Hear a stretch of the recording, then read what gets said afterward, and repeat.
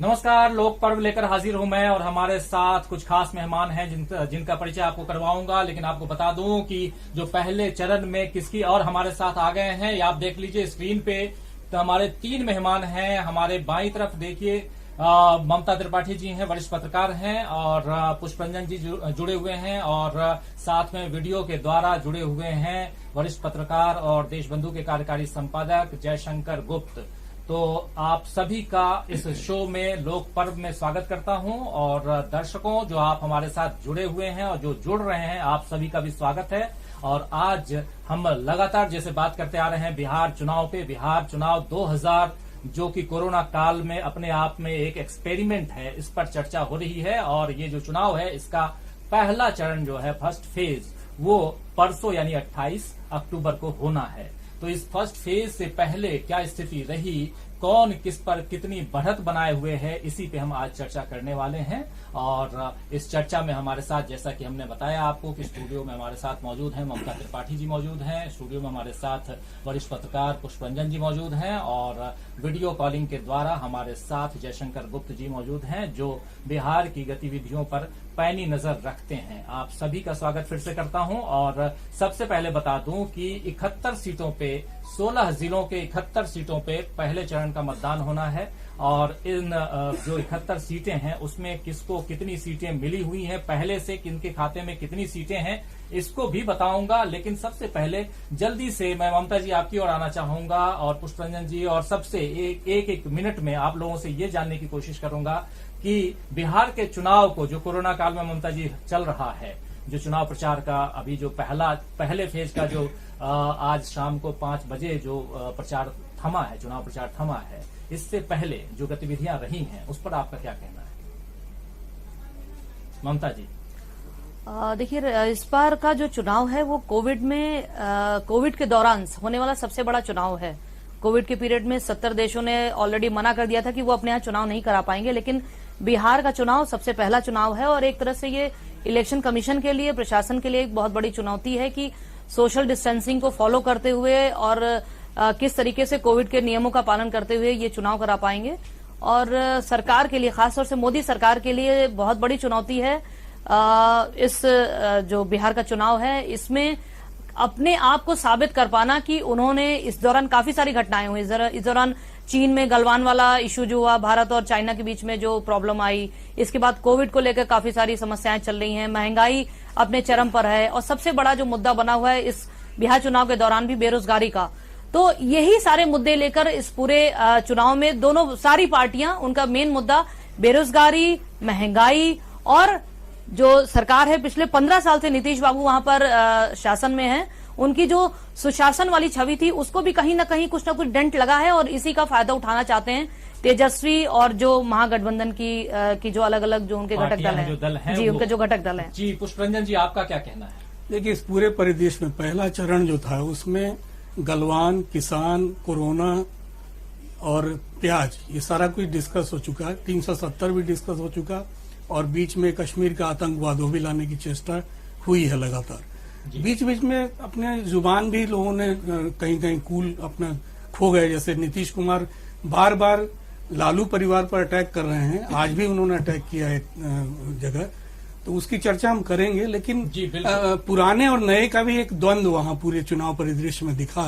जो युवा जो अलग अलग खेमे पे अपना लड़ाई लड़ रहे हैं, और पुराने लोग जो राजनीति में बहुत पके हुए पुराने चावल हैं, उनसे मुकाबला है। और उसमें जो यूथ वोटर हैं वो किस तरह से, पहली बार मुझे लगा कि बिहार के चुनाव में आक्रोश अपना व्यक्त करने का उनको मौका मिला है। अपनी सारी भड़ास जो कोरोना पीरियड में जिससे वो लोग रूबरू हुए, जिससे सफर किया उन्होंने, उसको भी निकालने की चेष्टा बार बार हर मोर्चे पर, हर सभा में भी दिखी उस तरह के आक्रोश।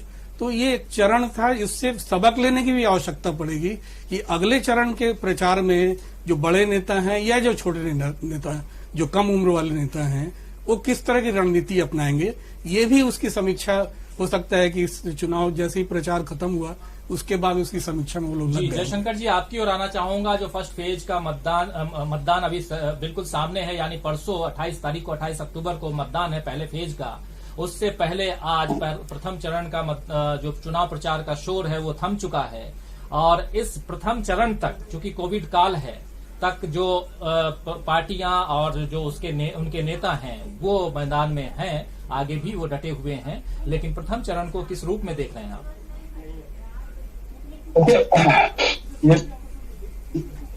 ममता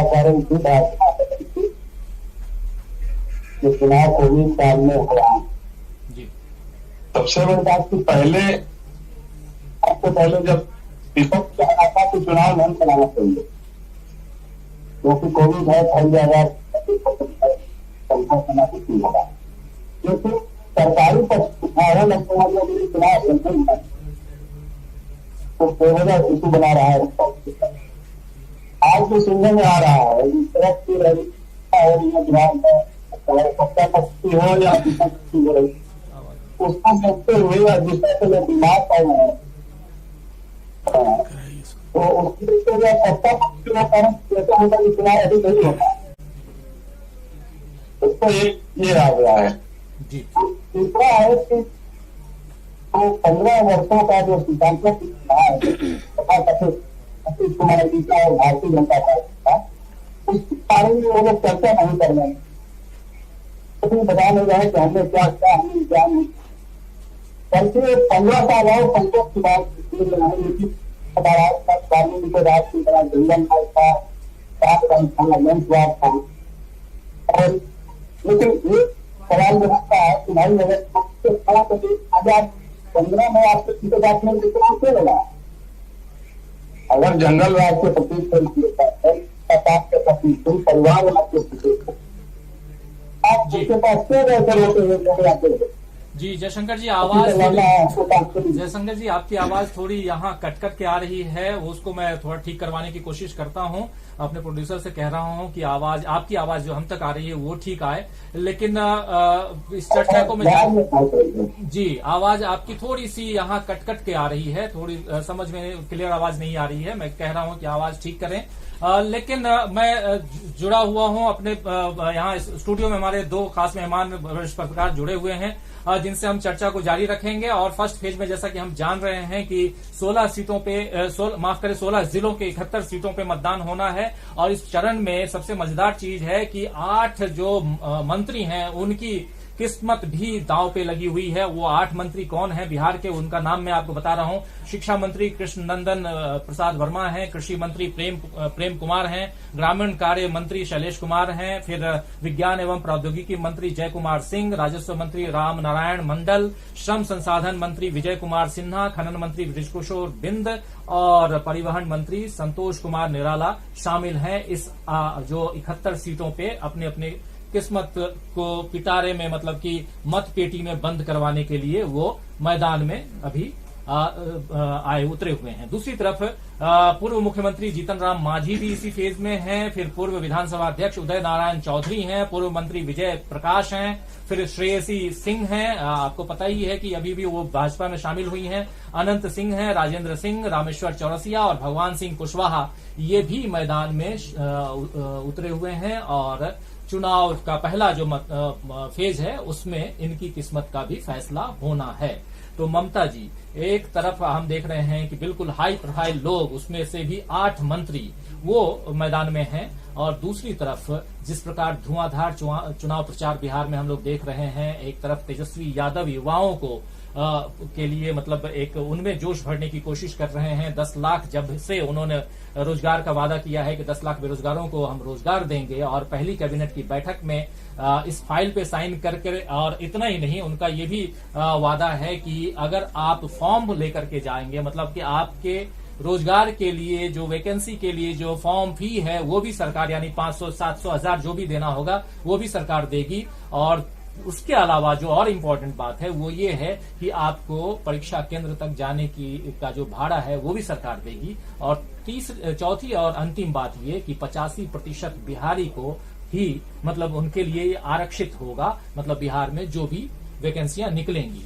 तो इतने बड़े दावे के साथ युवाओं को अपनी ओर आकर्षित करते हुए एक तरफ जहां तेजस्वी यादव हैं, तो तेजस्वी यादव कितने भारी नजर आ रहे हैं, पहली बात ये। और दूसरी बात ये, जितने भी मंत्री हैं 8 मंत्रियों का नाम लिया मैं, उसके अलावा पूर्व मुख्यमंत्री जीतन राम मांझी, पूर्व विधानसभा अध्यक्ष, इन सबका नाम मैं ले रहा हूं। ये सब मैदान में है, किस रूप में देखती हैं आप?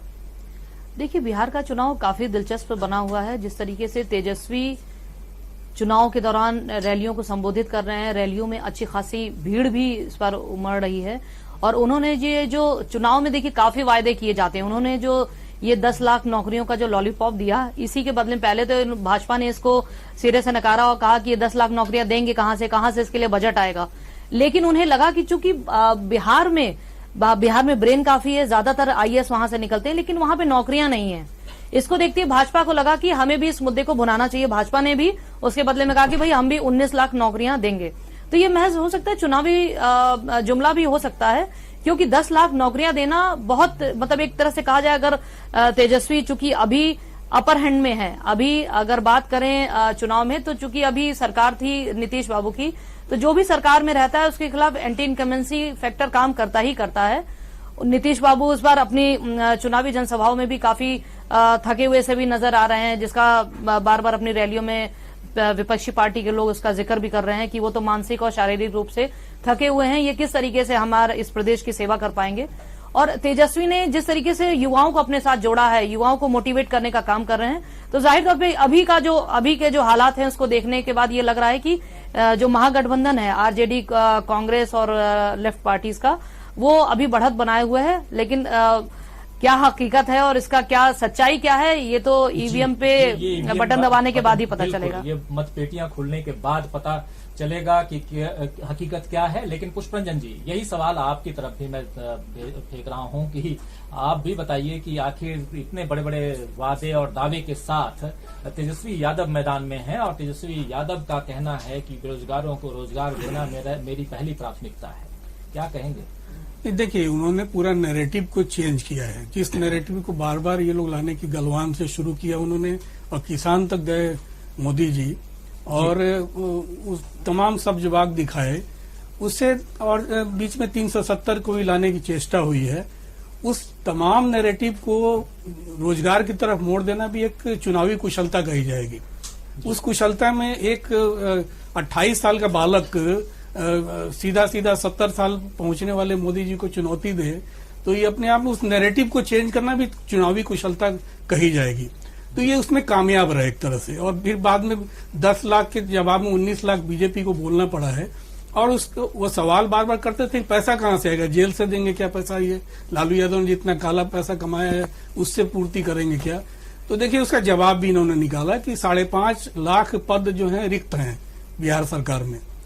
उस रिक्त पदों के अलावा और भी बहुत सारे कैसे क्रिएट किए जा सकते हैं सरकार में आने के बाद, और कैबिनेट की पहली बैठक में हम उसे साइन करेंगे उन पदों को बहाली के लिए, और टाइम बाउंड हम काम करेंगे। ये सारे उपाय बताने से कॉन्फिडेंस पैदा हुआ युवाओं में, और वो एकदम उभार जैसे होता है कि इतना ये स्लोगन काम कर गया कि भीड़ जुटने लगी सभाओं में। आज 1-2 जगह से तो कूद के उनको भागना पड़ा, मंच से, और हेलीकॉप्टर दौड़ के पकड़ना पड़ा जी। तो ये चीजें क्या है कि भीड़ को इकट्ठा करना, और वो भीड़ जो है उसे कैसे चुनाव मत में परिवर्तित होगी, ये भी देखने वाली बात है। क्योंकि जिस तरह के बीच में वो तमाम जो 3-4 एजेंसियों ने अपने सर्वे दिखाए, उससे भी एक शंका पैदा होती है कि क्या वाकई वो भीड़, ईवीएम का कोई सर्वे तो नहीं कर सकता है, ईवीएम में क्या खेल हो सकता है, ये भी वो अलग किस्सा है, वो अलग किस्सा है। पुष्परंजन जी, मैं जयशंकर जी की तरफ फिर से आने की कोशिश करता हूं कि उनकी आवाज, मैं तो आ ही रहा हूं, मेरी आवाज, हम सबकी आवाज उन तक जा रही है, बिल्कुल ध्यान से सुन रहे हैं। जयशंकर जी दिख रहे हैं कि उनको पूरी आवाज हमारी आ रही है, लेकिन उनकी आवाज हम तक क्लियर नहीं आ रही थी। एक बार फिर से कोशिश करता हूं। जयशंकर जी, सवाल ये है कि तेजस्वी यादव पहले फेज में कहां तक आगे बढ़त बनाए हुए नजर आ रहे हैं आपको? भाई, अगर ये बढ़त कायम रहेगी तो फिर तो जब हालात और का विपराय दिख रहा है पार्टी गठबंधन में, वो अपना कहानी बता रहा है। सबसे बड़ी बात क्या है, राष्ट्रीय जनतांत्रिक गठबंधन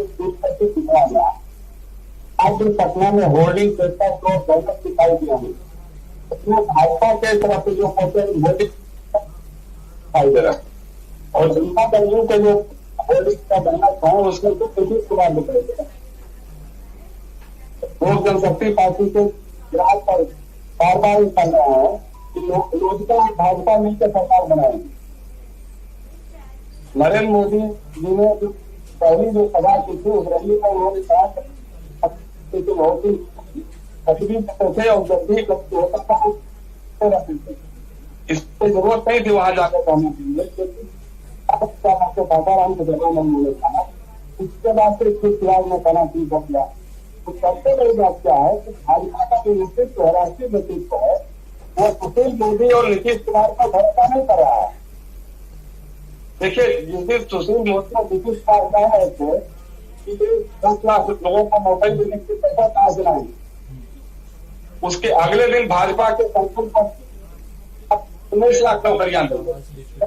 मालूम है कि नीतीश कुमार को, सुशील मोदी को बात नहीं करते, लेकिन इसको घेरे में रखा गया। दोनों को तरफ करके जैसे कहा जा रहा है जिस की बातें चल रही वो बड़ा ही दुर्भाग्यपूर्ण है। और फिर इस तरह से नीतीश कुमार को बार बार जो हो रहे हैं दौड़ाहट जैसे दिखाई दे रही है, क्योंकि उम्मीदवारों को लोग दौड़ा रहे हैं, गाड़ी से करें वोट लगाओ कि गाड़ी जाओ, किसी पर वोट देना हो या मत करना हो, इसकी बात सुनो। हालत आ गई है, इसका मतलब बहुत बिगड़ा हुआ है। और जितना आप लालू यादव से इतना कोई असर नहीं कर रहा है, पता नहीं यूनियन कितना खेल करेगा, लोग कर रहे हैं। लेकिन हमारा मानना है कि जैसा का विरोध दिखाई दे रहा है सरकार का, इसको देखते हुए कोई भी इंडिया वगैरह काम नहीं करेगी। और इंडिया में कुछ जनवरी हुई तब प्यार के करके लाभ हो जाएगी। मैं कहा था जो कि जो देख रहा हूँ मैं 77 का चुनाव भी देखा है, 89 का भी देखा हुआ है। बिहार का ये चुनाव अपने आप एकदम अलग तरह का चुनाव दिखाई दे रहा है।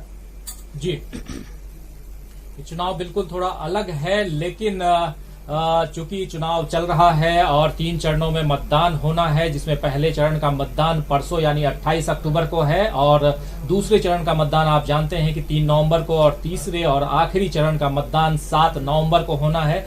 10 नवंबर को मतपेटियां खुलेंगी, यानी ईवीएम जो है वो खुलेगी और उसके बाद पता चलेगा कि बिहार की किस्मत जो है अगले 5 साल तक बिहार की तस्वीर क्या बनने वाली है और किसके हाथ में किसकी किस्मत जो है वो उनके मतलब बिहार की सीएम के रूप में अपने आप को लेकर के जाती है।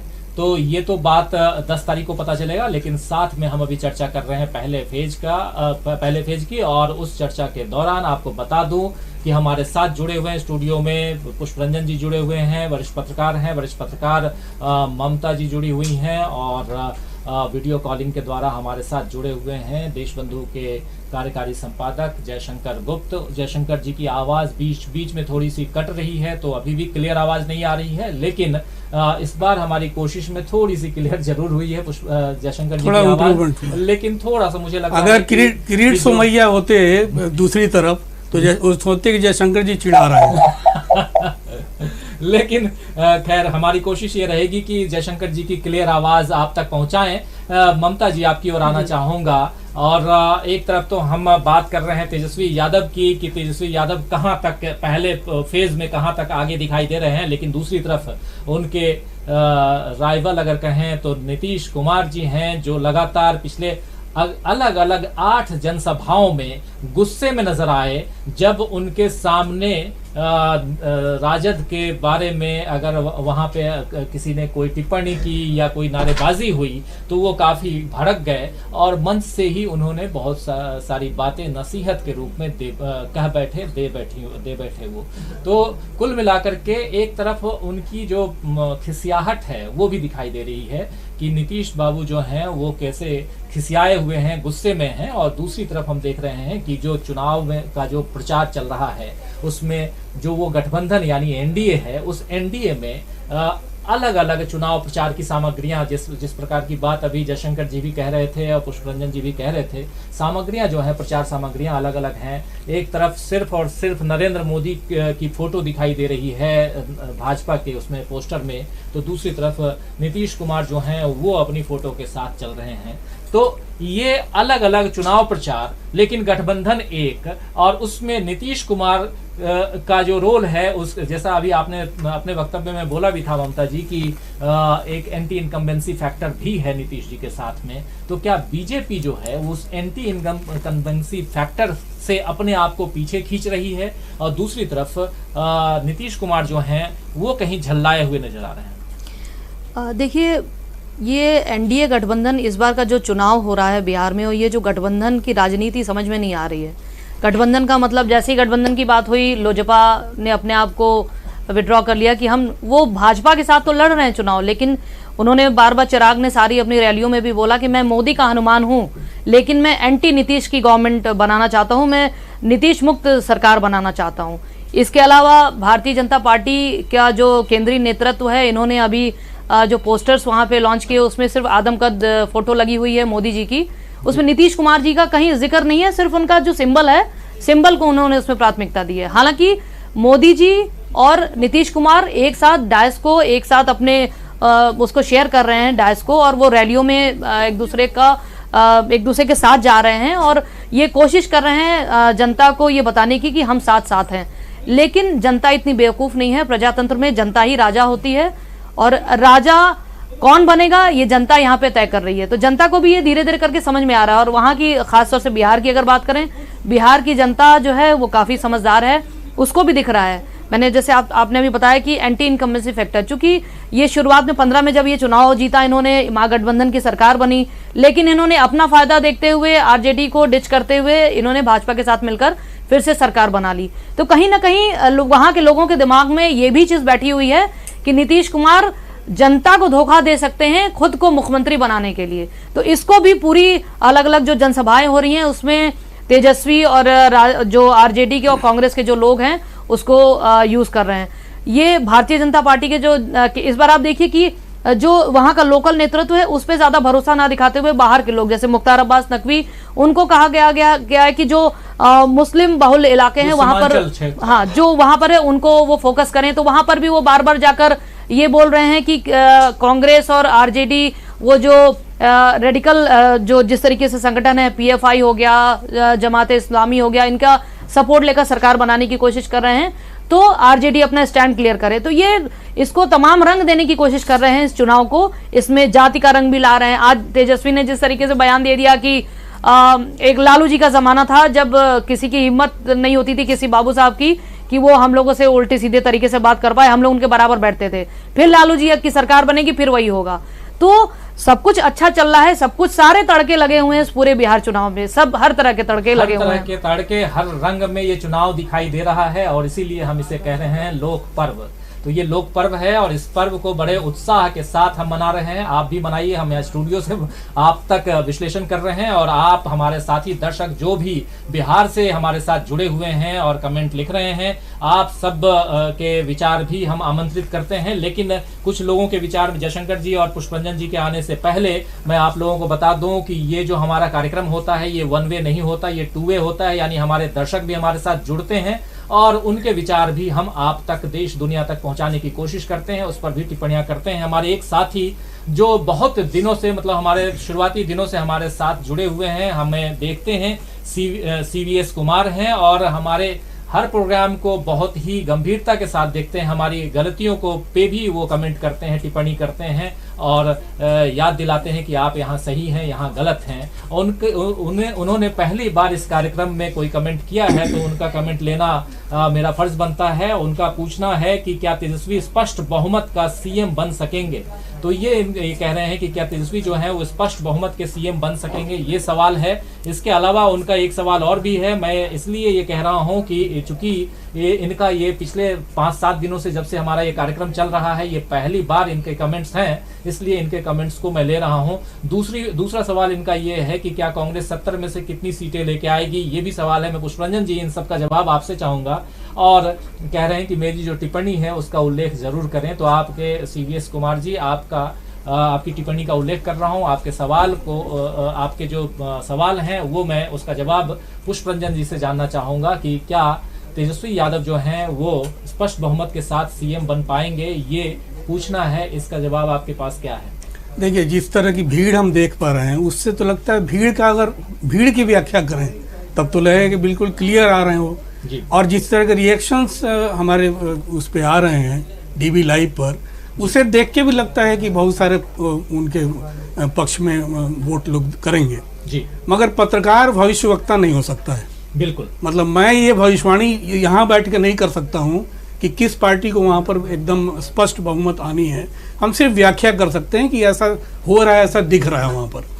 तो मुझे लगता है कि उस भीड़ के मनोविज्ञान को देख के उसका दूरगामी असर स्वयं नीतीश कुमार जैसे खिलाड़ी आदमी, जो कि बहुत शांत किस्म के हैं, बहुत सोच समझ के बोलने वाले व्यक्ति, जब उखड़ जाए हत्थे से और 3 सभाओं में, सबसे पहले वो बेगूसराय में वो रिएक्ट कर गए, मतलब, और उसके बाद फिर 21 अक्टूबर को परसा में रिएक्ट कर गए, और आज कांटी में, मुजफ्फरपुर के पास कांटी है, वहाँ पर वो। अच्छा, उसके पीछे एक बड़ी वजह 8 सभाएं हैं पुष्परंजन जी, 8 सभाएं हैं जहां उन्होंने मतलब वो रिएक्ट कर। लेकिन जहां जो 3 मुख्य सभाएं जिनकी विजुअल्स चल रहे हैं सोशल मीडिया और तमाम, मैं उस पे आ रहा हूं कि उसकी एक वजह सिर्फ ये नहीं कि लोग उनको चिढ़ा रहे हैं या धीरे धीरे उनको उकसा रहे हैं। एक दूसरी सबसे बड़ी वजह है भीड़ का नहीं होना। वहां पर मैदान खाली, कुर्सियां सिर्फ खाली रखी हुई, वो सब किसी भी नेता के पूरे उस लूजिंग हिज कूल, मनोबल को तोड़ता है, वो अंदर का खींच और वो सब, वो खिसियाहट जो है दूसरी तरफ निकल रही है। यहाँ तक कि लालू जी के परिवार पर टिप्पणी आज कर बैठे कि लोग 7-7, 9-9 बच्चे पैदा करते हैं और बेटे की आशा में बेटियां दुनिया भर के पैदा कर लेते हैं। मतलब आप एक तरफ बेटी बचाओ की बात होती है और बेटी पे भी आपत्ति सूबे के मुख्यमंत्री को हो कि बेटियों के लालच में बेटे लोग पैदा कर लेते हैं और 9-9 बच्चे पैदा कर लेते। सीधा लालू यादव पर टिप्पणी थी कि 7 बेटियां और 2 बेटे उनके हैं। उस पर सीधा एक व्यक्तिगत आक्रमण कर रहे थे। उसके अलावा जेल पे भी कर चुके हो कि जेल में बैठ के कहाँ देंगे क्या वो इतने लोगों को रोजगार, मतलब उस पैसे तो देंगे। मतलब तमाम जो भी टिप्पणियां उनकी निकल के आ रही हैं, एक पूर्व मुख्यमंत्री को अपने समकक्ष और राजनीतिक अनुभव में वरिष्ठ व्यक्ति के बारे में इस तरह की टिप्पणी करना कोई भी राजनीतिक विश्लेषक को ठीक नहीं लगेगा। तो ये रिएक्शन है एक तरह से, और इस तरह से मैं कोई भी मुझसे ये पूछे कि किस पार्टी को बिल्कुल स्पष्ट बहुमत और मुख्यमंत्री बनने जा रहा है, अभी और भी चरण बाकी है चुनाव के, और आखिरी वक्त में किस तरह पासा पलटता है उसका कहना बड़ा मुश्किल है। किसकी जुबान से कौन सी गलतियां हो जाए, कौन सा चुनाव क्षेत्र में किस गलती की वजह से जनता पूरी की पूरी मुड़ जाए दूसरी तरफ, ये बड़ा मुश्किल होता है कहना किसी वोटर के लिए। ये तो मतलब it's too early to say anything. तो अभी बहुत जल्दबाजी होगी कुछ भी कहना कि क्या होने वाला है, रिजल्ट क्या आने वाला है। लेकिन अभी जो भीड़ दिखाई दे रही है वो तेजस्वी यादव की सभाओं में ज्यादा भीड़ है। क्या ये भीड़ वोट में तब्दील होती है या नहीं, ये देखना होगा, और ये देखने के लिए हमें इंतजार करना होगा 10 नवंबर तक। और साथियों, दोस्तों, शुभचिंतकों, दर्शकों जो आप हमारे साथ जुड़े हुए हैं, आपको बता दूं कि 10 नवंबर को हम सुबह 7 बजे से आपके साथ रहेंगे और पल पल की खबर आप तक पहुंचाएंगे। और जो काउंटिंग डे है 10 नवंबर, उस दिन काउंटिंग वोटों की गिनती हम आपको पल पल की आप तक पहुंचाते रहेंगे। इसलिए 10 नवंबर को सुबह 7 बजे से हमारे साथ जरूर जुड़िए। और उसके अलावा पहले फेज का जो मतदान है 28 अक्टूबर को, उस दिन सुबह 9 बजे से हम आपके साथ रहेंगे। आप उस दिन भी हमारे साथ जुड़िए, क्योंकि ये पहला मौका है जब कोविड काल में यानी कोरोना काल में पहला चुनाव हो रहा है, फुल फ्लेजेड चुनाव, विधानसभा का चुनाव हो रहा है, बिहार का चुनाव, वो भी महत्वपूर्ण चुनाव है। और उस चुनाव की आंखों देखी आप तक हम पहुंचाने की कोशिश करेंगे सुबह 9 बजे से 28 अक्टूबर अक्टूबर को, यानी परसों। अब चलेंगे सीधे जयशंकर जी के पास। जयशंकर जी, कोशिश करूंगा कि आपकी आवाज हम तक, हमारे दर्शकों तक क्लियर पहुंचे।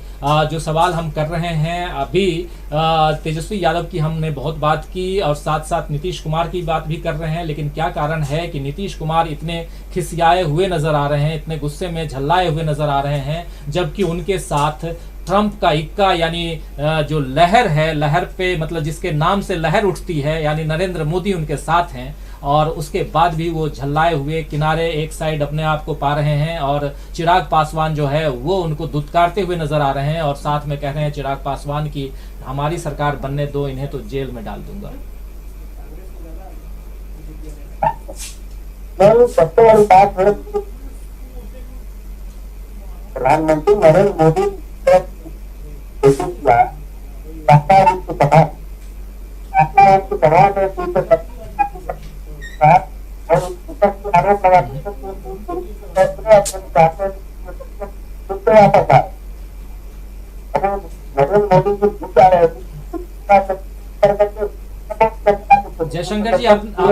जयशंकर जी आप अपनी माइक को थोड़ा सा पास में लाएंगे क्या?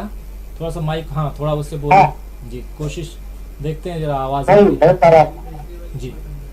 कुमार जी और उनकी पार्टी जो है वो हटाए जाने के लिए कुमार के सामने पहले जो है लाना चाहता है, आगे तो आपकी कह रहा है जी। दूसरा जो है किसी भी बात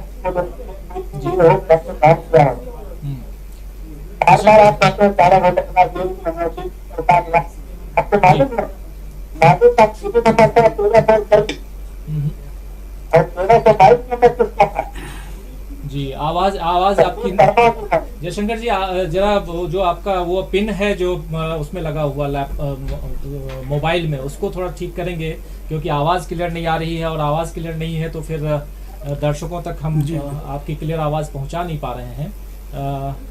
शायद कहीं उसी में गड़बड़ी है, एक बार और कोशिश करते हैं। आप बोलिए, आवाज अभी भी आपकी क्लियर नहीं आ रही है जी। अब थोड़ा बोल के देखिए, अगर आ रही हो। आप जो बोल रहे थे कंटिन्यू कीजिए। 370 पे कुछ कह रहे थे। नहीं, आप जेल का जिक्र कर रहे थे जी।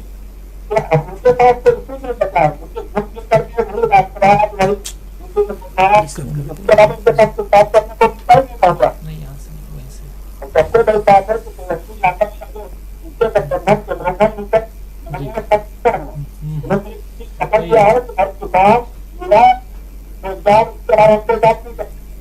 जी। जयशंकर जी माफ करेंगे, मैं आपको रोकूंगा क्योंकि आवाज बिल्कुल क्लियर नहीं आ रही, साफ सुनाई नहीं दे रही है। लेकिन इसी सवाल के साथ मैं ममता जी आपकी तरफ आऊंगा कि ममता जी, जो जयशंकर जी बोल रहे हैं, चाहे वो 370 की बात है या बहुत सारी कुछ बातें तो मैं समझ भी नहीं पाया, अगर आप समझ पाई हैं तो उस बात को मैं चाहता हूं कि आगे आप बढ़ाएं। जिस तरीके से आपने सवाल किया कि नीतीश बाबू के अंदर जो खिसियाहट नजर आ रही है वो खिसियाहट क्यों है, तो उसके पीछे यही है कि भाई उनके साथ के जितने भी लोग हैं धीरे धीरे करके उनको एक तरह से कह लीजिए कि छोड़ के जा रहे हैं, और उनके पास विगत जो 5 सालों में वो मुख्यमंत्री रहे उनके पास ऐसा कुछ बताने के लिए नहीं है वहां की जनता को कि हमने ये किया है। जो सुशासन बाबू वाली छवि थी वो भी इस बार कहीं कुछ काम नहीं कर रही है। उनके विपक्षी उनके जो साथ के लोग हैं, जो घटक दल हैं, वही उनका साथ नहीं दे रहे हैं। तो ये और जैसा कि पुष्परंजन जी ने भी बताया कि रैलियों में भीड़ भी नजर नहीं आ रही है। कोविड तो एक वजह है ही, लेकिन लोगों में भी काफी ज्यादा नाराजगी है, क्योंकि जो श्रमिकों को, जो प्रवासी श्रमिकों को लाने का जब काम चल रहा था तब भी नीतीश बाबू और उनकी सरकार ने किसी भी तरीके का प्रोएक्टिव रोल नहीं था उसके पीछे, वो भी नहीं, उन्होंने कोई भी अपनी तरफ से स्टेप नहीं लिया कि श्रमिकों को लाया जाए। और वहां पर जब बाढ़ आई, हर साल बाढ़ आती है, लेकिन बाढ़ को लेकर 15 सालों से ये शासन में थे और वहां बाढ़ आती रही, बाढ़ को लेकर लोग इतने परेशान होते रहे। बिहार, पूरी दुनिया में बिहार के बाढ़ की चर्चा होती है, लेकिन जो लोगों को जो मदद मिलनी चाहिए वो नहीं मिलती, और हर बार ये केंद्र की तरफ देखते हैं कि हमें मदद हो। तो अब तो उनके घटक दल ही 14 से सरकार में है, बावजूद उसके वहां के लोगों को राहत नहीं मिल पाई। तो ये सारी खिसियाहट ही उनके पूरे जो अभी जो रैलियों में वो 8 जो जनसभाओं में आपने जो जिक्र किया कि उनकी जो बॉडी लैंग्वेज है पूरी बदली हुई है, वो दिख रही है। और सबसे अच्छी बात है जो आरजेडी की, कि आरजेडी किसी तरीके का पर्सनल कमेंट नहीं कर रहे हैं वो लोग, वो सिर्फ और सिर्फ फोकस कर रहे हैं कि जो युवा वर्ग है, जो गुस्सा है जिसके अंदर, जो वोट दे सकता है, जो कि वहां की दशा दिशा तय कर सकता है, उसको अपनी तरफ लेने के लिए वो रोजगार की बात कर रहे हैं, वो महंगाई की बात कर रहे हैं, ये बातें कर रहे हैं। 370 की, जैसा जयशंकर जी ने भी बताया, 370 पे तो नीतीश बाबू उसके अगेंस्ट में थे, लेकिन बावजूद इसके वो आज जब डायस शेयर कर रहे हैं तो वो मोदी जी की हाँ में हाँ मिला रहे हैं। गलवान वैली में जो बिहार रेजिमेंट के लोग, बिहार के 20 जो जवान शहीद हो गए, उसका वो माइलेज लेने की कोशिश कर रहे हैं इस पूरे चुनाव के दौरान। और एक सबसे बड़ी बात कि आज जो हर्षवर्धन जी हैं, जो केंद्र सरकार में मंत्री हैं, उन्होंने भोजपुरी में ये ट्वीट किया है कि ई बिहार है, इन्हें के पब्लिक के केहू पप्पू ना बना सकेला। तो उनकी ये बात बिल्कुल सही है कि यहाँ की पब्लिक को कोई भी पप्पू नहीं बना सकता है। और कल ईवीएम में ये इनडायरेक्ट रूप से राहुल गांधी के ऊपर वार है। ये तो हर्षवर्धन जी से पूछना पड़ेगा। अगर उन्होंने इन्वर्टेड कॉमास में लिखा होता तो शायद ये होता कि वो राहुल जी के लिए बोल रहे हैं, लेकिन उन्होंने कहा है कि पप्पू नहीं बना सकते हैं वहां की जनता को। तो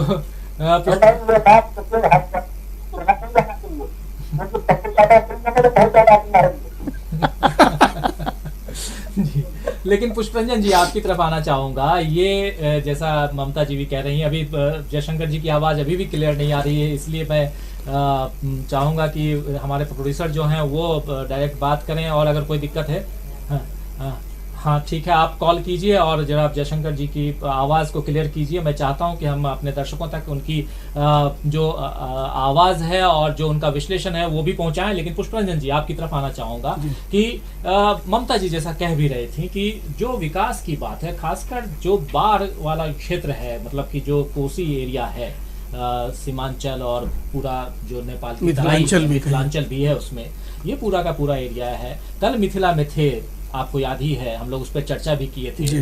मतलब और उन्होंने कहा, नीतीश कुमार का कहना था कि बिहार के विकास में मिथिला, अगर बिहार का विकास तभी होगा जब मिथिला का विकास होगा। जब आप ये बात जान रहे हैं, बहुत अच्छी तरह से कह रहे हैं, बोल रहे हैं, आप ये भी जान रहे हैं कि अभी चुनाव है इसलिए आप अभी ये बात कह रहे हैं, लेकिन इससे पहले आपने दरभंगा की बात या एम्स की बात आप कहते हैं, आप वहाँ एयरपोर्ट लेके आते हैं, सब कुछ ठीक है, लेकिन उसके बाद भी आपको जा करके दरभंगा में ये बात क्यों कहनी पड़ रही है? देखिए, दरभंगा का जो डेमोग्राफी है उसको ध्यान देने की जरूरत है कि किस तरह के लोग वहाँ पर और किस तरह का रिएक्शन लगातार, इनको भी लोकल इंटेलिजेंस से खबरें तो मिल रही हैं कि लोग कितने नाराज हैं वहाँ के डेवलपमेंट को लेके। कोई इंडस्ट्री नहीं, मखाना जैसे जो सबसे जिसकी संभावनाएं बनती थी उसका भी उद्योग नहीं विकसित कर पाए, या मिथिला पेंटिंग, बस वहीं 2 चीज तक सीमित रह पाए। तो लोगों में काफी निराशा और आक्रोश दोनों है। इनको नाप के ही मोदी जी का अगला जो दूसरे चरण का जो प्रचार है दरभंगा रखा गया है, और पूरी मिलिट्री के 7 कंपनियां वहाँ उतार दी गई हैं अभी से ही। 7 9 एसपी वहाँ पर तैनात किए गए हैं, 13 डीएसपी तैनात किए गए हैं। मतलब पूरा एक छावनी के रूप में वहाँ उसकी शक्ल दी जा रही कि मोदी जी को जाना है, एड्रेस करना है। वजह क्या है कि दरभंगा में एक एयरपोर्ट का ये उद्घाटन करना है इनको। तो केंद्र सरकार अपनी उपलब्धियों को का बखान करेगी कि देखिए जी, हमने तो अंतर्राष्ट्रीय स्तर का एयरपोर्ट यहाँ पर बना दिया है। वो कभी राष्ट्रीय स्तर का नहीं होगा, जब भी होगा तो एकदम उसको फ्रैंकफर्ट एयरपोर्ट से उसकी तुलना भी कर देंगे लोग। कोई भरोसा नहीं है दरभंगा एयरपोर्ट का। ये सब चीजें होंगी। मतलब मिथिला भूमि में एक, चूंकि सीमांचल का मामला है, मुस्लिम वोटर्स बहुत ज्यादा हैं उस इलाके में, उसे भी टारगेट करना है आपको। तो ये सब चीज़ों को कैसे वहाँ पर व्याख्या और विश्लेषण ये लोग बदलेंगे, धीरे धीरे नैरेटिव बदलने की चेष्टा होगी, ये सब चीज़ें शुरू होंगी। मगर जिस तरह से बार बार केंद्र में गठबंधन और राज्य में लठबंधन जो चल रहा है, वो जिस तरह से चिराग पासवान को छुट्टा एकदम छोड़े हुए हैं कि जितना हो सकता है अटैक करो नीतीश को वहाँ पर। आज तो उसी सीमा रेखा को पार किया ना उन्होंने कि जेल भेजेंगे हम इस मुख्यमंत्री को। शराब के में जितना भ्रष्टाचार हुआ, ये तमाम चीज़ें जो भ्रष्ट साबित कर दिया एक तरह से उन्होंने अपने बयानों के जरिए, मतलब वैसे डॉक्यूमेंट के जरिए नहीं। फिर दूसरे प्रवक्ता को आना पड़ा मनोज तिवारी को ये कहने के लिए कि ठीक है आप भ्रष्टाचार का आरोप लगा रहे हैं तो सबूत के साथ आइए ना। तो कौन सबूत लेकर चुनाव मैदान में उतरता है? मगर आप कहीं ना कहीं उस बात को अनसुना नहीं कर पा रहे हैं। आप ही का आदमी जो केंद्र में गठबंधन में है और यहाँ लठबंधन कर रहा है, उसे आप रोकने की चेष्टा नहीं कर रहे हैं। इसका मतलब है कहीं कुछ ना कुछ मुख्यमंत्री पर इनडायरेक्टली आप हमले लगातार करा रहे हैं और चुनाव के नैरेटिव को पार्टी के भीतर भी तोड़ने की चेष्टा कर रहे हैं। जी जी, पार्टी के भीतर भी तोड़ने की कोशिश कर रहे हैं। लेकिन आपको बता दूं, ये जो पहला फेज है, उस फेज में कितने अलग अलग जो मतलब राजद के 42 मतलब कितने लोग जो कितने प्रत्याशी हैं वो कहां लड़ रहे हैं, कि किस किस पार्टी के कितने प्रत्याशी हैं वो कितने मैदान में हैं, ये आपको बताता चलूं कि राजद के 42 तो जेडीयू के 35 उम्मीदवार इस 71 सीटों पे दमदारी से वो दावा ठोक रहे हैं। उसके बाद भाजपा के 29 हैं, कांग्रेस के 21 हैं, माले आपको पता ही है कि माले महागठबंधन के साथ है, उनके 8 हैं, हम यानी हिंदुस्तानी आवाम मोर्चा उनके 6 हैं, वीआईपी यानी विकासशील इंसान पार्टी उनके 1 प्रत्याशी हैं, इस चरण में ताल ठोक रहे हैं। और इसी तरह रालोसपा यानी कि जो उपेंद्र कुशवाहा की पार्टी है, उनके राष्ट्रीय लोक समता पार्टी उनके 43 उम्मीदवार मैदान में हैं। ये पहले चरण की बात मैं कर रहा हूं।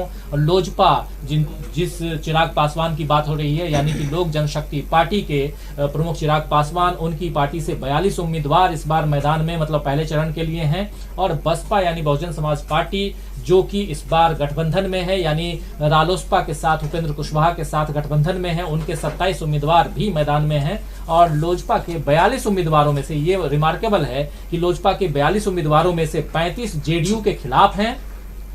42 उम्मीदवार जो लड़ रहे हैं उनमें से 35 जेडीयू के खिलाफ हैं यानी आमने सामने मुकाबला है। वहीं 6 हम के खिलाफ लड़ रहे हैं, मतलब हम के सामने हैं हिंदुस्तानी आवाम मोर्चा जो जीतन राम मांझी की पार्टी है, और एक वीआईपी यानी कि मुकेश सहनी की जो पार्टी है उनके खिलाफ लड़ रहे हैं। तो ये आप देखिए कि बहुत ही मजेदार चुनाव होने वाला है। फर्स्ट फेज का चुनाव जहां 8 मंत्रियों की किस्मत दांव पे है, कई वीआईपी की किस्मत भी दांव पे है। उसके अलावा जो आमना सामना है उसमें चिराग पासवान के जो 42 उम्मीदवार हैं उसमें से 35 सीधे नीतीश कुमार को चुनौती दे रहे हैं यानी उनकी पार्टी को चुनौती दे रहे हैं। तो नीतीश वर्सेस चिराग पासवान करने की जो कोशिश हो रही है उसमें रंग में भंग डालते हुए नजर आ रहे हैं तेजस्वी यादव। ममता जी क्या कहेंगी? देखिए, चिराग के जिस तरीके से अभी रामविलास पासवान जी की डेथ हुई और उसका भी उनको सहानुभूति फैक्टर भी इस पूरे चुनाव में काम कर रहा है।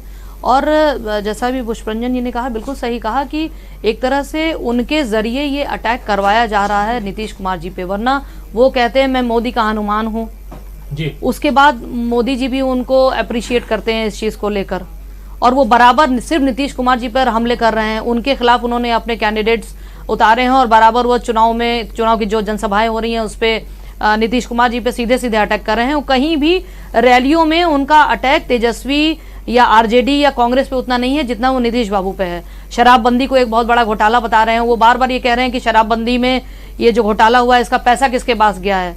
तो वो चारा घोटाले का जो जिक्र कर रहे हैं नीतीश बाबू, उसको शराब घोटाले में परिवर्तित करने की कोशिश कर रहे हैं। तो नीतीश कुमार वर्सेस लोजपा है, क्योंकि भाजपा के लिए भी अच्छा है कि भाजपा दोनों की दो बंदरों की लड़ाई में तीसरा जो है बाजी मार लेता है। तो वो लोजपा और नीतीश बाबू को लड़ा करके भाजपा की ये स्ट्रेटेजी हो सकती है कि उनकी सीटें बढ़ जाएं और उसके बाद वो नीतीश कुमार मुख्यमंत्री पद के लिए कल को दावेदारी ना कर पाए और भाजपा अपना मुख्यमंत्री लेकर आए। तो भाजपा के लिए तो ये विन विन पोजीशन है कि चिराग सीधे सीधे नीतीश कुमार को ही अटैक करें और नीतीश का, इसीलिए नीतीश बाबू का जो फ्रस्ट्रेशन, जो खिसियाहट, झल्लाहट दिखाई पड़ी है उसके पीछे यही सारी वजह है। यही सारी वजह है। एक और चीज ममता जी मैं उसमें जोड़ना चाहूंगा कि जीतन राम मांझी जो इनके खेमे के ही हैं जी, उन्होंने बड़ा महत्वपूर्ण बयान दिया शराब को लेके ही कि 80,000 लोग जेल में गए और वहां से वापिस आए सिर्फ एक घूंट पीने की वजह से, और अभी भी 2,500 लोग जेल के अंदर हैं। तो इस कानून को बदलना चाहिए। इस कानून की वजह से बहुत ज्यादा लोगों को प्रताड़ित किया गया है, परेशान किया गया है। रेवेन्यू लॉस हुआ वो तो अपनी जगह पे है, यानी उसी मंच का आदमी, आपका ही आदमी वहां पर सेंध मार रहा है अपने बयानों के जरिए। तो खोखला कर रहे हैं धीरे धीरे नीतीश कुमार को ये लोग। जीतन राम मांझी कब पलट जाए और जब उनकी ये भी एक खेल हो सकता है आगे चल हाँ के। बिल्कुल बिल्कुल बिल्कुल हो सकता है। ये भाजपा की ही बी पार्टी है। चिराग पासवान जिस तरीके से वो सीधे सीधे अटैक कर रहे हैं, वरना वो सीधे करते तेजस्वी को भी कर सकते थे, लेकिन उन्हें भी मालूम था ये देखकर कि तेजस्वी की रैलियों में किस तरीके से भीड़ उमड़ रही है। वो भी खुद अपने आप को एक यूथ आइकन के रूप में प्रेजेंट कर रहे हैं और तेजस्वी भी कर रहे हैं, तो वो इस झगड़े में ना पड़ते हुए फिलहाल उनका सीमित दायरा है कि वो सीमित उनकी जो है सीटें कि वो उनका 25 सीटों का है कि मुझे इतनी सीटें लेनी है ताकि मैं कल को अपने पिताजी की तरह जिसकी भी पार्टी की सरकार बने मैं वहां पर उस सरकार में शामिल हूं और सत्ता की मलाई खाऊं। सत्ता की मलाई खाऊं। लेकिन आपको बता दूं कि 2015 का अगर चुनाव परिणाम देखेंगे और फर्स्ट फेज में जो 71 सीटों का क्या परिणाम था वो आपके सामने रखूं कि राजद को उस समय 2015 के परिणाम के आधार पर अभी जो 71 सीटों पे मतदान है परसों, उसमें 25 सीटें राजद यानी राष्ट्रीय जनता दल के खाते में है, लालू यादव तेजस्वी यादव की जो पार्टी है उसके खाते में है, और जेडीयू जनता दल यूनाइटेड के खाते में 23 सीटें, भाजपा के खाते में 13, कांग्रेस के खाते में 8, हम यानी हिंदुस्तानी आवाम मोर्चा के खाते जीतन राम मांझी जिनकी चर्चा हो रही थी अभी, उनके खाते में 1, और माले यानी सीपीआई-एमएल के खाते में 1 सीट है। तो ये है जो अभी जो वहां की दलीय स्थिति है वो। लेकिन साथ साथ आपको एक बात और बताता चलूं कि मोदी काल का ये पहला चुनाव है जब चुनाव प्रचार की सामग्री से अमित शाह गायब हैं और दूसरी तरफ लालू जी यानी कि राजद के चुनाव प्रचार से भी लालू प्रसाद यादव गायब हैं। तो ये मजेदार है कि एक तरफ अमित शाह गायब हैं, अमित शाह अभी तक बिहार में दिखाई नहीं दिए हैं पुष्परंजन जी, दूसरी तरफ देख रहे हैं हम कि लालू यादव भी पोस्टर से गायब हैं, उस पर भी हम चर्चा करेंगे। उस परिवार के बारे में ये बात हो रही है कि तेजस्वी यादव ने तेज प्रताप यादव को अपने विधानसभा क्षेत्र में जहां से वो चुनाव लड़ रहे हैं वहां सीमित कर दिया है, मीसा भारती को दिल्ली में कह दिया है कि वहीं आप रहिए, और राबड़ी देवी जो हैं वो घर से निकल नहीं रही हैं। तो पूरा का पूरा ये जो चुनाव प्रचार है एक तरफ तेजस्वी यादव केंद्रित है पर केंद्रित है और खुद उसको हैंडल कर रहे हैं, दूसरी तरफ क्या कारण है कि भाजपा के चाणक्य कहे जाने वाले अमित शाह इस बार बिहार में दिखाई नहीं दे रहे हैं और ना ही किसी पोस्टर में दिखाई दे रहे हैं। नहीं, तो बार बार मैंने कई बार बीच में उठाया भी इस प्रश्न को, तो कुछ वक्ताओं के अलग विचार थे, मगर उनका नहीं आना मतलब बीच में तबीयत खराब और कई तरह कयास भी लगाए जा रहे थे कि अस्वस्थ चल रहे हैं, ठीक नहीं चल रहे हैं, मगर उनको एकदम देखिए ये पहला चुनाव होगा पार्टी की तरफ से जिसमें नड्डा जी फ्रंट लाइन पे हैं। अगर इसमें कोई विफलता बीजेपी को हासिल होती है तो उस विफलता का ठीकरा भी उन्हीं के सर पे फोड़ा जाएगा। भाजपा अध्यक्ष हैं तो ऑब्वियस है, और वहाँ भाजपा एक्टिव है अध्यक्ष पटना रहते में। हुए दिल्ली का चुनाव वो ऑलरेडी हार चुके हैं, तो उनके लिए भी नहीं, विधानसभाओं के चुनाव का पहला ठीकरा जो है अगर फूटता है तो उनके सर पे ही फूटता है, यहाँ पर कोरोना काल वाला मामला है। हाँ, लेकिन ये भी सही कह रहे हैं कि दिल्ली का भी चुनाव नड्डा जी की ही लीडरशिप में लड़ा गया था, तो उसका भी ठीकरा उन्हीं के सर पे फोड़ा गया। अमित शाह का एकदम प्रभामंडल खत्म नहीं हुआ था बिल्कुल पार्टी से। अभी तो साफ साफ कहते हैं कि भाई अमित शाह जो है अभी गृह मंत्री हैं, क्यों चुनाव की जिम्मेदारी उनके ऊपर डाला जाए। तो ये चीजें अलग करके उनको नड्डा जी को फ्रंट में रखा गया। दूसरे सज्जन जो हैं वो चंपारण के ही हैं, डॉक्टर संजय जायसवाल, वो अध्यक्ष हैं बिहार प्रदेश के। तो ये ठीकरा जब वहां फूटेगा तब ये भी चर्चा की बात अपने आप में होगी कि ये लोग जिम्मेदारी कितना लेते हैं। दूसरा एक एक करके जो लोग लेकिन आप ये क्यों मान रहे हैं कि ठीकरा फूटेगा ही? हो सकता है अवार्ड मिल जाए, ये भी हो सकता है पुष्परंजन। नहीं, जिस तरह से इस तरह की कंफ्यूजन हो रही है और तेजस्वी केंद्रित इस खेमे में दूसरे खेमे में हो रहा है, मुझे लगता है काफी रणनीतिकार जो व्यूह रचना कर रहा है तेजस्वी कैंप में वो बहुत सावधानी से कर रहा है। आप इसका ध्यान रखिए। आपने पूछा नहीं क्यों लालू का चेहरा पोस्टर में नहीं है, पोस्टर से बाहर बहुत अहम सवाल है। ये पहला मौका है बिहार में जब ये कोई भी चुनाव लालू यादव की पार्टी लालू यादव के बिना लड़ रही है। बहुत अहम सवाल है और इसका उत्तर सीधा सीधा ये है कि जिस दिन लालू के का चेहरा पोस्टर में दिखने लगेगा सीधा सीधा जेल का खेल शुरू हो जाएगा। बीजेपी बार बार याद दिलाएगी 15 साल का जंगल रहा तो याद दिला रही है, जेल का भ्रष्टाचार वो लेके आ जाएंगे, फिर वो नैरेटिव चेंज करने की उस हमले को बचाने के लिए 9 तारीख को चूंकि लालू जी की लास्ट बेल भी लगी हुई है जिससे उम्मीद की जा रही है कि लालू जी 10 तारीख को जिस दिन नहीं, इन्होंने कहा भी उस दिन मेरा जन्मदिन है, इन्होंने कहा भी तेजस्वी ने खुल के कहा कि उस दिन मेरा जन्मदिन है, मेरे पिताजी 9 तारीख को रिहा हो रहे हैं। मतलब कॉन्फिडेंस का लेवल मैं बता रहा हूँ।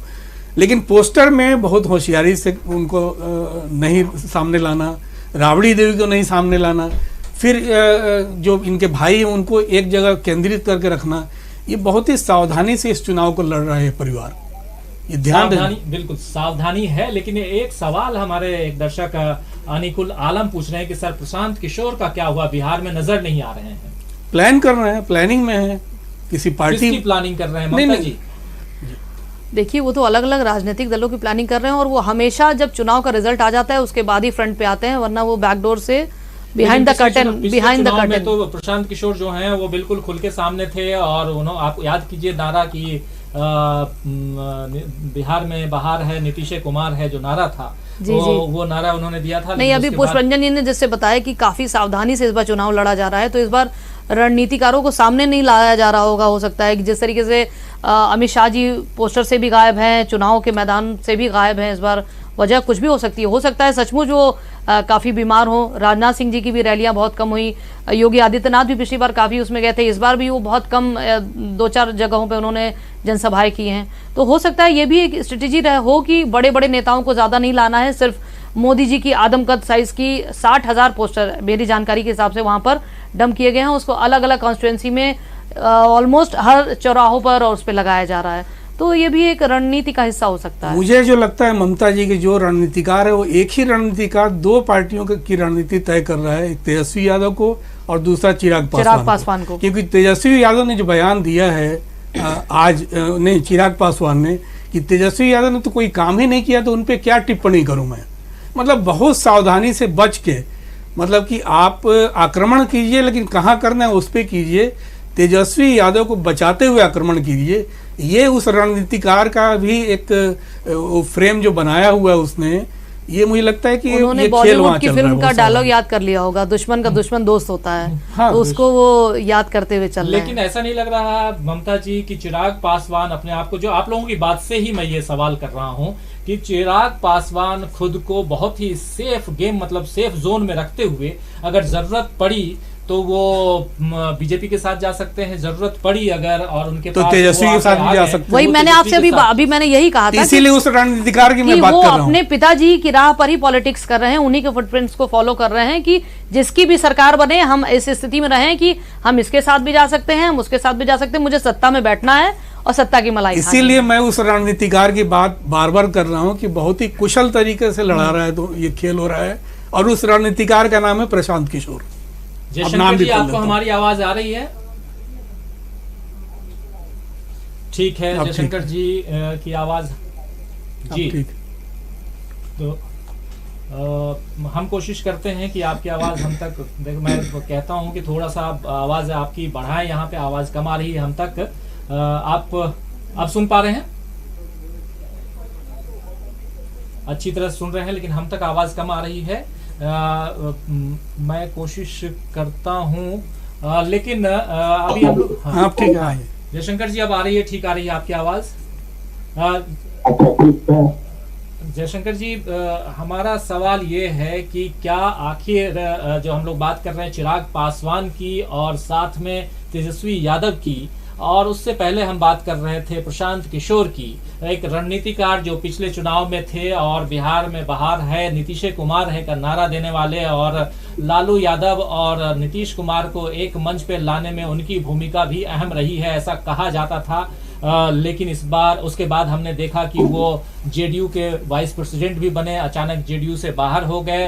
अब वो पश्चिम बंगाल में ममता बनर्जी की रणनीति भी तैयार कर रहे हैं, चुनावी रणनीति, क्योंकि अगले साल चुनाव होना है।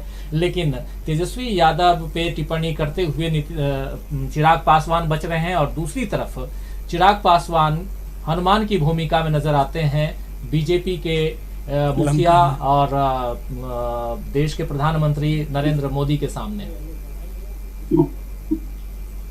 मतलब ऐसे आप मान रहे हैं अपना घर जला करके ही जी आपको मदद करना चाहते होंगे, बता दें। क्योंकि असल में चिराग पासवान युवा है अभी, और इसके सामने ये चुनाव नहीं हो सकता है, इसके अगला चुनाव है। क्योंकि इसको लगता था कि अगर 20-25 सीटों पे चुनाव बढ़ भी गए जी तो कोई बहुत खास तो कुछ होगा नहीं। तो इससे अच्छा है कि ज्यादा सीटों पे लड़ो और कम से कम उनकी पार्टी की प्रेजेंस तो पूरे बिहार में हो जाएगी। जी अगर उसमें कुछ भाजपा के जो रिबेलियंस है, कुछ आरएसएस के लोग हैं खासतौर से, वो लोग भी टिकट पे लड़ना है, चुनाव लड़ना है, तो अगर कुछ सफलता मिलेगी, वोट परसेंटेज बढ़ेगा तो उसकी बार्गेनिंग कैपेसिटी बढ़ जाएगी। मेरे ख्याल से इसका सोच ये होगा। अब ये तो देखिए नतीजे जो चुनाव के आएंगे उसके बाद ही होगा कि साहब रामविलास जी एक बार ताला की चाबी लेके घूम रहे थे, लेकिन कहीं कुछ हुआ नहीं था, 2 सीट पे सिमट गए थे। जी तो इसलिए वो तो कोई बहुत बड़ी बात नहीं होगी। वोट काटने का काम तो कर ही सकते हैं, वोट बंटवारा। बिल्कुल। जी वोट काटने में तो बहुत सारे लोग लगे हुए हैं।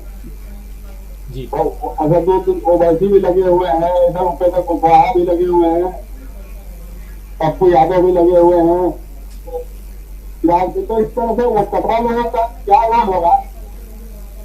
क्योंकि 2015 का चुनाव हमने देखा था, उस समय ओवैसी या किसी और को भी लोगों ने घास नहीं डाली थी।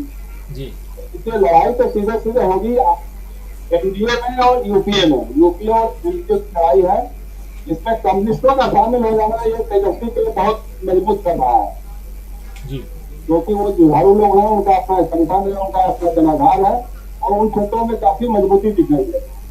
और कांग्रेस के साथ हो जाने से, कांग्रेस को ज्यादा सीटें मिल जाने से, तो अपर कास्ट जो रहा है जी वो इस बार काफी खुल करके जो है इस गठबंधन के साथ दिखाई दे रहा है। जो युवक है, जो बेरोजगार युवक है या ब्राह्मण युवक है, अब जैसे चंपारण में जो है, चंपारण में वाल्मीकि नगर का जो लोकसभा का उपचुनाव हो रहा है, वहाँ कांग्रेस ने प्रवेश मिश्रा पत्रकार को टिकट दे दिया है, और बीजेपी ने वहाँ ब्राह्मण लोगों की उपेक्षा भी की है, मतलब लोकसभा के लिए चाहे विधानसभा के प्रत्याशियों के चयन में भी।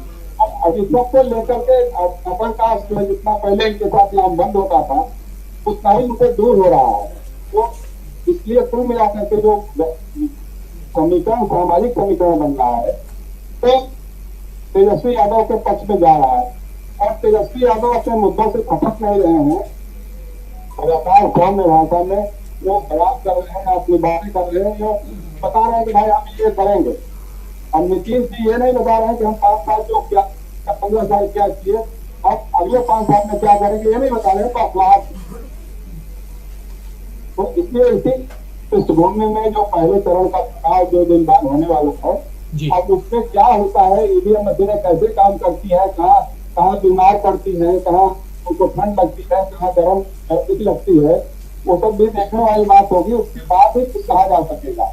जी और जहाँ पर प्रशांत किशोर का मामला देखिए, प्रशांत किशोर शिकार है, और जहाँ सफल होते हैं उसकी दुगदुगी पीटते हैं, जहाँ खत्म हो जाते हैं उसके बाद चर्चा भी नहीं करते। बिल्कुल। और उत्तर प्रदेश में चुनाव उनकी कांग्रेस ने उनके सलाह पे रहा था, उनकी स्ट्रेटजी में रहा था, और पूरी तरह से हार गई थी कांग्रेस। तो एक बार भी तब उन्होंने नहीं कहा कि साहब हमने जो पटिया में चाय पिलाए क्या हुआ। तो इसलिए जो चुनाव है बहुत लोगों के मोबाइल से दूर कर देता है। जी बिल्कुल बिल्कुल बिल्कुल। और आपको बताता चलूं कि 71 सीटों पे जो मतदान है परसों, उसमें 1066 उम्मीदवार हैं, 1066 कैंडिडेट्स हैं जिसमें मैदान में हैं। इनमें से 952 पुरुष हैं और 114 महिलाएं हैं। तो 952 पुरुष और 114 महिलाएं, कुल उम्मीदवार 1066। ये 1066 उम्मीदवारों की किस्मत जो है वो ईवीएम में बंद होने वाली है 28 तारीख को। लेकिन कुछ हमारे जो दर्शक हैं वो बोल रहे हैं कि आप लोग अपनी चर्चा में ईवीएम का जिक्र क्यों नहीं कर रहे हैं। तो ये एक इम्पॉर्टेंट पहलू है जिस पे काफी चर्चाएं होती रही हैं, काफी बातें होती रही हैं। इसके खिलाफ कई याचिकाएं जो हैं वो सुप्रीम कोर्ट तक दायर की गई, लेकिन फाइनली ये हुआ कि ईवीएम जो है वो बिल्कुल अपनी तरफ से सुरक्षित है, चुनाव आयोग का कहना है। और कानूनन भी इसे किसी ने चुनौती नहीं दी है, यानी कि सुप्रीम कोर्ट में ये याचिकाएं खारिज हो चुकी हैं। तो ईवीएम पे किसी भी तरह की बात करना मैं सोचता हूं कि इस वक्त मुनासिब नहीं है।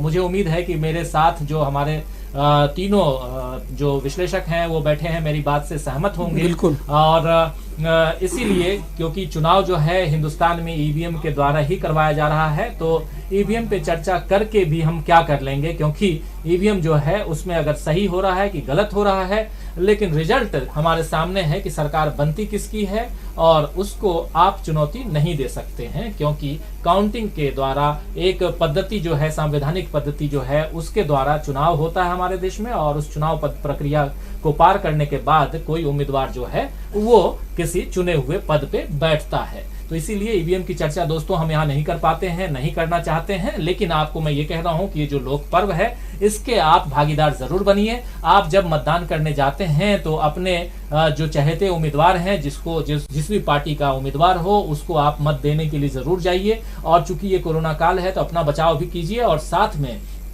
वोट देने जरूर जाइए। जो भी आपके यहाँ के मतलब चुनाव आयोग के द्वारा जो भी नियम कायदे बनाए गए हैं उसका पालन करते हुए। अब समय हमारा समाप्त हो गया है लगभग, लेकिन चलते चलते आप तीनों से एक सवाल और करना चाहूंगा कि जो हमारा आज का सब्जेक्ट भी है, चैप्टर भी हमारा जो टॉपिक है वो यही है कि पहले चरण में किसकी बढ़त दिखाई दे रही है। जल्दी जल्दी में आप तीनों से मैं पूछना चाहूंगा, सबसे पहले ममता जी आपसे कि किसकी बढ़त दिखाई दे रही है। देखिए, इसमें आदम गोडवी साहब का एक शेर है, हम वही बोलेंगे। उसमें छुपा हुआ है कि इन फाइलों में तुम्हारे शहर का मौसम बहुत गुलाबी है, पर ये आंकड़े झूठे हैं, ये दावा किताबी है। जी, ये आंकड़े झूठे हैं और ये दावा किताबी है। आप समझ सकते हैं आदम गोडवी साहब ने जबरदस्त लिखा है और ममता जी ने उनके इस इनके जो दोहा है, जो कविता है, इससे अपनी बात को बहुत अच्छी तरह से रखा। लेकिन पुष्परंजन जी आपका क्या कहना है? देखिए, मौसम जो है ना वो अच्छा बना दिया इन्होंने, तेजस्वी यादव ने। तो अगर भीड़ के हिसाब से तुलना करें तो लगता है कि पहला चरण जो है उसमें इन्होंने बेहतर पाली खेली है। और सबसे बड़ी बात है कि राहुल गांधी भी अपने तरीके से चीज़ों को रख रहे हैं और 28 तारीख को वाल्मीकि नगर जा रहे हैं जहां उपचुनाव में उनका प्रत्याशी खड़ा है। तो इसका मतलब वो सीरियसली चीज़ों को ले रहे हैं और बहुत योजनाबद्ध तरीके से ये लोग मंच को एड्रेस कर रहे हैं लोगों को। पप्पू पास हो गया आपके हिसाब से? नहीं, पप्पू और गप्पू की लड़ाई है इस बार। अब देखिए गप्पू कहाँ तक सक्सेस होते हैं और पप्पू कहाँ तक सक्सेस होते हैं। जयशंकर जी क्या कहेंगे?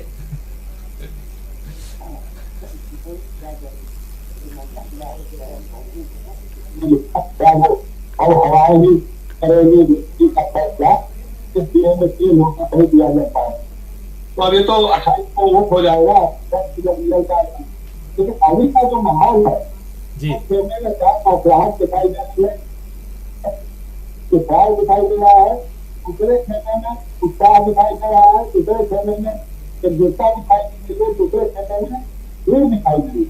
तो ये तो एक पैमाना है, लोकतंत्र में पैमाना तो है, ये बंदों को गिरा करते जी। और तो उस हिसाब से अगर देखा जाए मुझे लगता है जो महागठबंधन है, यूपीए का गठबंधन है, वो गलत है और उसका प्रभाव सिद्ध भी रहा है। यही इलाका ऐसा है जहाँ पे सीपीआई एमएल जो है जी, उन लोगों का बड़ा गहरा प्रभाव रहा है। पहले क्षेत्र हमारा चुनाव लोग कड़ा भी जीतते रहे हैं, लोग सारे लोग जहानाबाद का दल है या ये सब कर रहा है, तो वो अपने एक भी लोग ढंग से पोल करा सकते हैं जी। इसलिए इसको देखते हुए मुझे तो यही लगता है कि जब होगा तो मतगणना होगी तो तब पता चलेगा। कोविड के मकान के लिए समझाएंगे जी करेगा मेरे साथ तो जी जी। जयशंकर जी, मकसूम खान ने ये सवाल पूछा था ईवीएम का और उनका जवाब अभी उन्होंने अपने जो विचार है वो व्यक्त किए हैं। उनका कहना है कि जनाब आपकी बात सुनी, क्या ईवीएम के होते हुए निष्पक्ष चुनाव हो रहे हैं? चुनाव पहले भी ईवीएम की वजह से शक के दायरे में रहे हैं, चलो मान लिया जाए कि निष्पक्ष होंगे, तो ये मान के ही चला जाए मकसूम जी कि चुनाव जो है वो निष्पक्ष होंगे, क्योंकि ये एक चुनावी प्रक्रिया है। इस पे अगर हम भरोसा न जताएं, विश्वास न जताएं तो फिर हम और आप मतदान करने ही नहीं जाएंगे। और ऐसी स्थिति में अगर मतदान करने नहीं जाएंगे तो फिर जीत और हार कौन तय करेगा? क्योंकि किसकी जीत होगी और कौन हारेगा ये तय करना आपका और हमारा काम है। हम जो मतदाता हैं, जनता हैं, हमारा काम है। इसलिए इसका ख्याल जरूर रखिए। कल को क्या होता है, जब आप एग्जाम देने जाते हैं, आपका टीचर जो है वो किस प्रकार आपकी कॉपी जांचता है वो उनके ऊपर होता है, लेकिन हमारा काम होता है कि हम लिख करके आए। तो आप जाइए और वो लिख करके, यानी कि जिस पे भी वोट डालना है उस बटन को दबा के आइए। बाकी सब जो है वो ईवीएम के अंदर रहने दीजिए और उस पे चर्चा करके, परिचर्चा करके भी क्या होगा जब बातें बहुत हो गई और उसका परिणाम कुछ नहीं निकला। आप जो कहना चाहते हैं मकसूम जी वही बात हम भी कहना चाहते हैं, लेकिन आपका तरीका जो है वो डायरेक्ट है और हम इनडायरेक्ट रूप से कह रहे हैं, लेकिन बात एक ही हो रही है। पुष्परंजन जी, आप कुछ बोलना चाह रहे हैं? वही मैं याद दिला रहा था कि देखिए, परिणाम ईवीएम पे राजस्थान के वोटरों ने भी डाला था, मध्य प्रदेश और छत्तीसगढ़ के वोटरों ने भी डाला था। तब क्यों स्वीकार किया था आपने? तब वो रिजल्ट को स्वीकार किया था। तो आपको भरोसा रखना चाहिए और चौकस भी रहना चाहिए, जो राजीव जी का सबसे पहली बात है कि चौकस रहना चाहिए। लेकिन बहुत सारे साथी जुड़े हैं, सबका नाम मैं नहीं ले पाया, सबके सवाल नहीं ले पाया, लेकिन गुलशन गौर हैं, उनका कहना है मेरे क्वेश्चन का आंसर भी दीजिए, अमित शाह क्यों गायब हैं? भाई साहब गुलशन जी, आपको बता दूं कि हम लोग अमित शाह पे चर्चा कर चुके हैं। लालू यादव क्यों गायब हैं पोस्टर से, उस पर भी चर्चा कर चुके हैं। मिराज अंसारी हैं, वो मेरा सवाल एक ही है सर कि मतदान कर्मी सत्ता पे के पक्ष क्यों होते हैं? ये मतदान कर्मी की बात कर रहे हैं, मतदान कर्मी जो है वो सत्ता के पक्ष में क्यों होते हैं, ये भी इस पे कल चर्चा करेंगे। आशा झा आरजेडी कल की बात कर रही हैं कि वो आगे है, फिर मुन्ना यादव हैं, कई सारे साथी जुड़े हुए हैं, सबका नाम मैं नहीं ले पाऊंगा क्योंकि प्रोग्राम जो है उसका समय खत्म हो चुका है। 2-3 मिनट हम लोगों ने लेट शुरू किया था, इसलिए 2-3 मिनट आपका समय एक्स्ट्रा हमने लिया और इस कार्यक्रम को अब हम यही विराम देते हैं। जयशंकर जी, आपकी आवाज बीच बीच में कट के आती थी, जिस कारण हमारे दर्शकों को थोड़ी परेशानी हुई, लेकिन हम कोशिश करेंगे कि या तो आपको हम स्टूडियो तक ले आए खींच करके, या आप वहां बैठे हैं तो आपकी आवाज को हम ठीक करके अपने दर्शकों तक लेके आए, ताकि आपके जो विश्लेषण है वो अच्छी तरह से हमारे दर्शक सुन पाएं। ममता जी, आपने इस चर्चा के लिए वक्त निकाला, इसके लिए बहुत बहुत धन्यवाद। आपने बहुमूल्य समय दिया और आप स्टूडियो तक आई। पुष्परंजन जी लगातार अपना बहुमूल्य समय दे रहे हैं और लगातार हमारे साथ बैठ रहे हैं। पुष्परंजन जी, आपको भी तहे दिल से शुक्रिया अदा करता हूं और शुक्रिया अदा करता हूं आप सभी साथियों का, दोस्तों का, शुभचिंतकों का, दर्शकों का, जो हमारे साथ लगातार 1 घंटे तक जुड़े रहे और हमारे इस कार्यक्रम में भागीदार बने। आप अपने विचार भी रखें और ऐसे ही हमारे साथ जुड़ते रहिए। तब तक दीजिए हमें अनुमति, इजाजत, और कल शाम 6:30 बजे फिर हम आपके साथ जुड़ेंगे और इस प्रोग्राम को आगे बढ़ाएंगे। नमस्कार।